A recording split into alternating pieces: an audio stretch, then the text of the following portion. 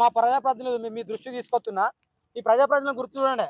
ఈయన బట్టి విక్రమాన ఈయన మాలదాసరి మర్చిపోయాడు మావుడు. మర్చిపోయి మార్బోడు అనుకొని తిరుగుతాడు.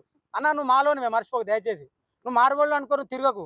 ఏదో నీకు నీ కోడలు మార్వాడి అయినంత మాత్రం నువ్వు మార్వాడి కాదు. నువ్వు పుట్టింది ఎస్సీ మాల దాసరి కులంలో మర్చిపోక అన్న ప్లీజ్. నువ్వు పోటీ చేసి కూడా మళ్ళీ మధ్య నుంచి అది రిజర్వ్డ్ కాన్స్టిట్యూషన్ అది రిజర్వ్డ్ నియోగవరం కాబట్టి నువ్వు ఒకవేళ మార్వాడులకు ఫీల్ అయితే నువ్వు ఓపెన్ నియోజకవర్గంలో పోటీ చేయి. మన ఎస్సీ దాంట్లో సరే నన్న బట్టి విక్రమార్క మర్చిపోకే నువ్వు. ఇగో ఈయన గడ్డం ప్రసాద్ స్పీకరు పాపం ఈయన మర్చిపోయాడు వికారాబాద్. ఈయన కూడా మాలనే. అంటే వీళ్ళకి తెలియదు వీళ్ళు మావోళ్ళు. అంటే మూలాలు మేము మర్చిపోతుంది అన్న, అందుకే నేను చెప్తున్నాను వీళ్ళ మావాయిని. ఇగో ఈయన వివేకు, ఈయనకి ఏడ నవ్వాలో తెలియదు, ఏడ మాట్లాడనో తెలియదు. అన్న కూడా మావోడే. ఇలా కొడుకు నిన్న లోక్సభలో మాట్లాడినా బయట మాట్లాడుతుండు ఆ బెంగళూరు ఎంపీ గాని గురించి. ఏడ మాట్లాడు తెలియని వాళ్ళు అంతా ఎంపీలు అవుతారు మా వాళ్ళు. ఏం చేయమంటావు?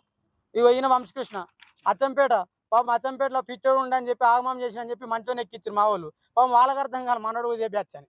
అన్నాను జర చూడే.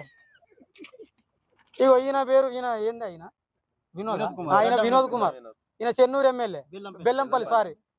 ఈయన ఎమ్మెల్యే ఉన్న విషయం కూడా మా జాతలో తెలియదు. పాపం ఈయన వీళ్ళెవని కనబడరు కదా. ఫస్ట్ ఆఫ్ ఆల్ మా జాత అందరు గమనించాలి. ఎందుకు గమనించాలి అంటున్నంటే వీళ్ళు కేవలము రిజర్వ్డ్ స్థానాల నుంచి పోటీ చేసిరు. నేను ఎందుకు మా వాళ్ళని మాట్లాడుతున్నా? రిజర్వ్డ్ స్థానం అనేది డాక్టర్ బాబాసాహెబ్ అంబేద్కర్ కల్పించి నాకు ఎవడు ఇయలే మాకు.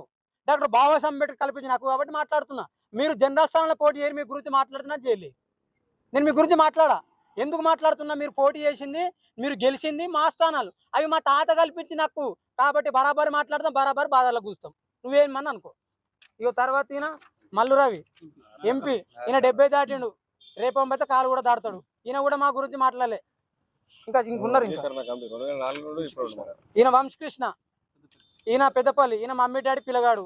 ఇప్పటికి ఈయనకి ఏం తెలియదు. ఏం చేస్తాం, ఆర్థిక వారు ఉన్నాయి కాబట్టి పార్లమెంట్కి పోయాడు.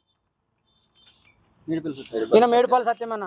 వీళ్ళంతా మా వాళ్ళే చూపదండి. ఈయన శ్రీ గణేష్ ఇట్లా తీసుకుంటే ఇట్లా ఈయన అద్దెంకి దయాకర్ ఎమ్మెల్సీ. ఈయన తెలుసు కదా, అద్దెంకి దయాకర్ నా వాడేబా నా దగ్గర పనిచేస్తాను చెప్పి నేను చెప్పకుండా రేవంత్ రెడ్డి చెప్పిండు ఏమని నా జీతగాడు అని చెప్పి. నేను చెప్పలే అన్న, నేను రేవంత్ రెడ్డి జీతగాడు అంటుండే నిజ తీస్తుండు.